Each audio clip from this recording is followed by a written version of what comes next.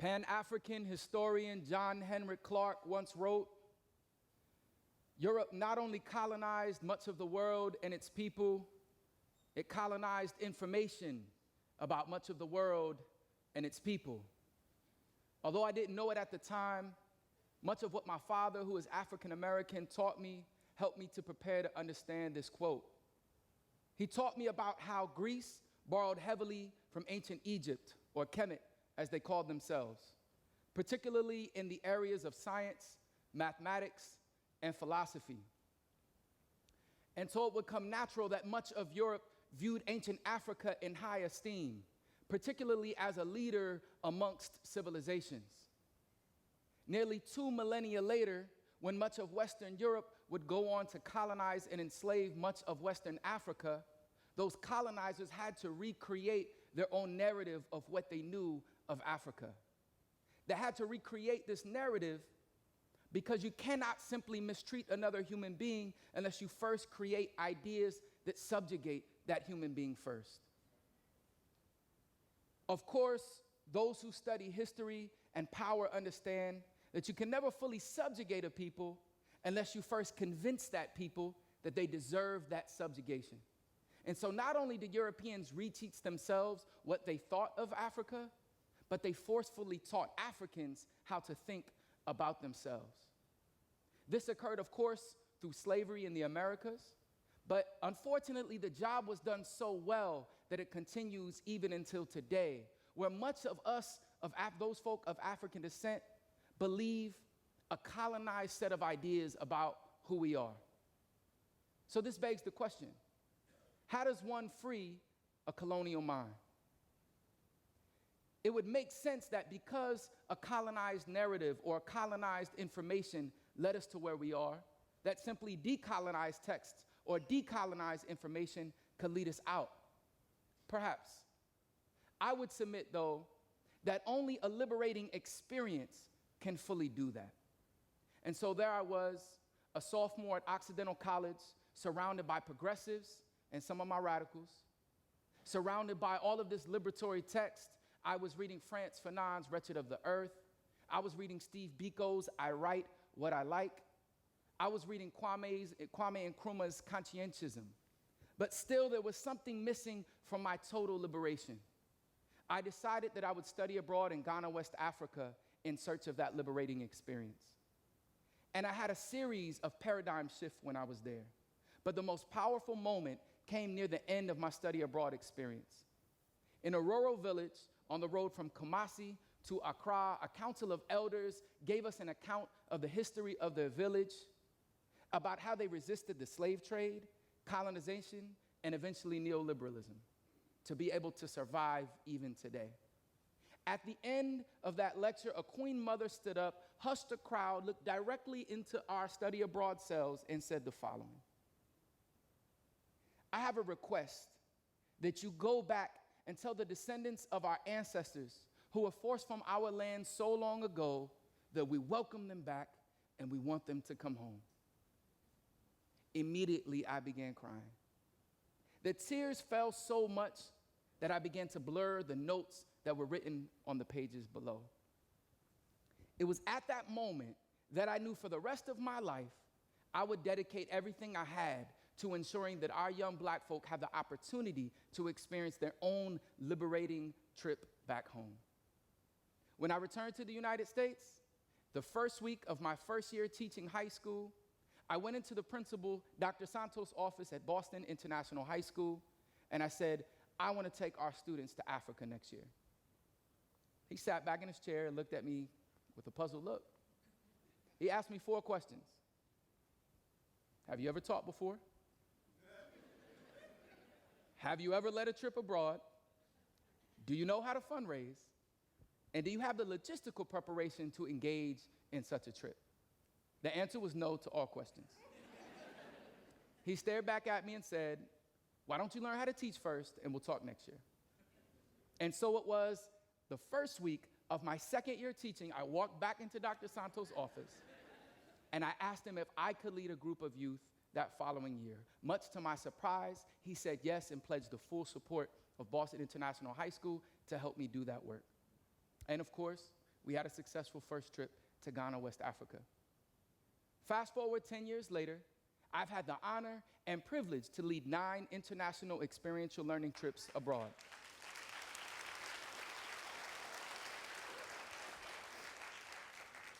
Most of those trips were to Ghana, and most of those trips were for African American and Latin high school students.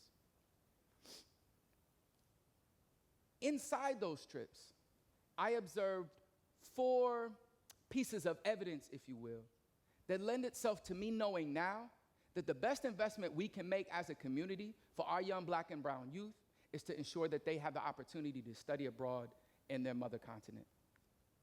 The first observation was the following: debunking the foundational lie. What is the foundational lie, you ask me? The foundational lie is that slaves came from Africa. I say it again, the foundational lie is that slaves came from Africa. If we are not careful, what our history, whether directly in the lines or between the lines, will teach us and give us is an image of one of our ancestors meekly waiting on the west coast of Africa, shackled in hands, shackled in feet, waiting for a European to come and take them and make them a slave in the Americas. The reason why that's one of the most damaging psychologically to the Black psyche as well as to the white psyche is that what it purports is that there was nothing existing prior to our enslavement, that there was no value, that there was no civilization, that there wasn't anything that we had going on worth having a history to preserve. What happens when you go to Ghana for most of us is that you'll either visit the Cape Coast Slave Castle or you'll visit Elmina Slave Castle. When you stand atop Elmina Slave Castle and you look to the left, you'll see fishermen working day and night to provide for their community. When you look to the right, you'll see many of the city's women smoking that fish and selling it to folk in that town.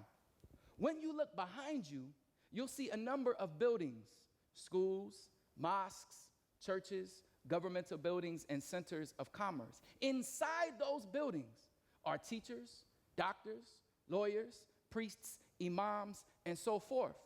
What we can imagine, what our young folk are able to imagine when they stand atop Elmina Slave Fort, is something that Europeans might have seen when they arrived. A fully functioning and successful series of civilizations pre-existing for thousands of years before their arrival. That is something that you can never get from a book. To sit atop and see the vast panorama of humanity and culture that existed prior. The second observation is what I call the Obama effect. Now, for those of us who are African descendants in the Americas, we live and thrive off a series of the firsts. The first Black man to do this, the first Black woman to do that. And it plays an important psychological role for us to allow us to understand that, yes, we too can achieve. The most powerful symbol of this in my generation was the election of President Barack Obama. And for me, the most powerful image of his presidency was not anything he did in office or a speech that he gave. It was when he bent down low to let a little Black boy reach up and touch his hair.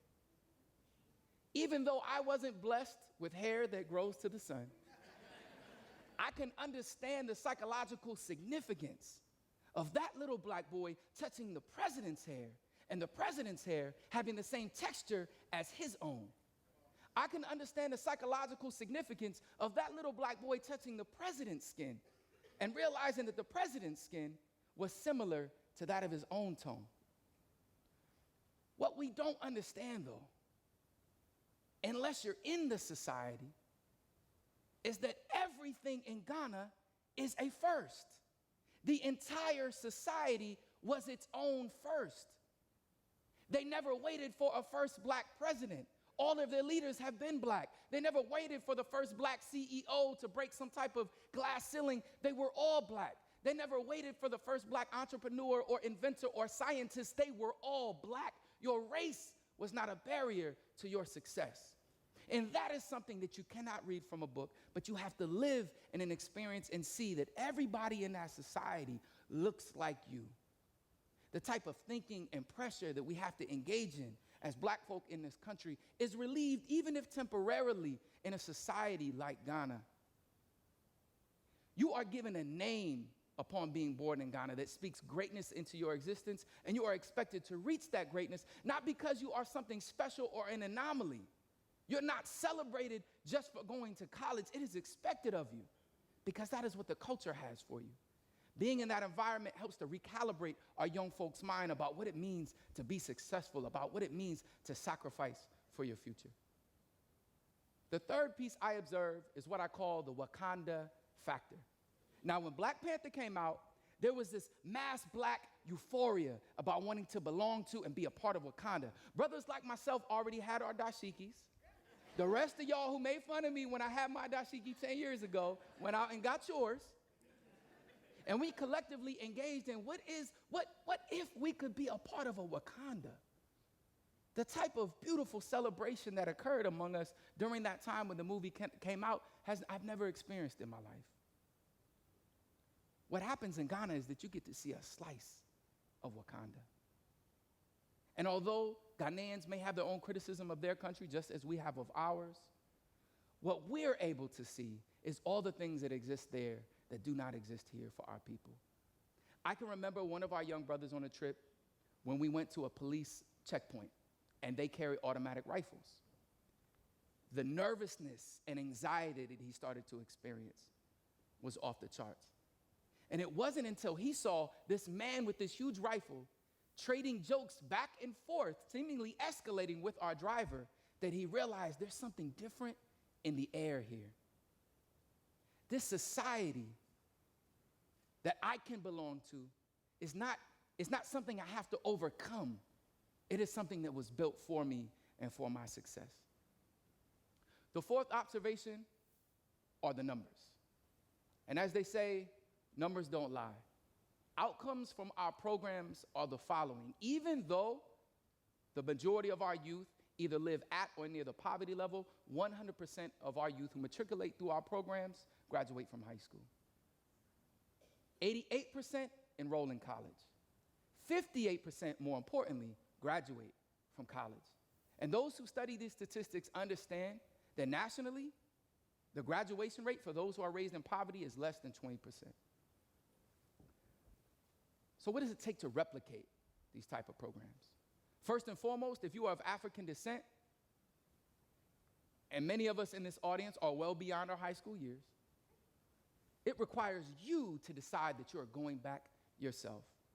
Gone are the days when we can tell young folk, do as I say, not as I do. They will look you dead into your eyes and tell you are a hypocrite if you're not willing to do what you're telling me to do. The most powerful way we can convince our young folk to have their own liberating experience to counteract the colonial views we have of ourselves is to go to the continent and come back and show them pictures of our own experience. Show them pictures of when you touched the wall at Elmina Slave Dungeon, one of the places that your ancestors likely went through in order to get here. Show them the pictures of you on the beach just enjoying yourself, having your first fresh coconut water. Show them pictures of you interacting with folk at the market when they ask you, what's your name? What day were you born? Why are you here? And are you getting the type of experience that you wanted? Tell them the stories about how you asked for directions from a market woman selling oranges, and she put her orange down, her only economic way of survival, to walk you 1 mile, not to give you directions, but to show you where that door was. The second thing that you can do, that everybody can do, is help to fund one of our young folk who is trying to go abroad. The power of a passport cannot be overstated. Many of our young folk, and even their parents, don't have driver's license.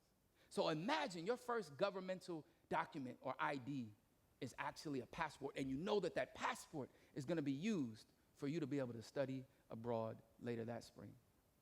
For those of us who have a little bit more to give, it's providing that scholarship, whether a bit a month or a large chunk sum, for them to be able to have this experience.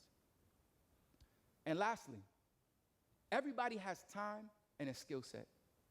Find your local organization that is doing this difficult but necessary work and offer what it is that you have.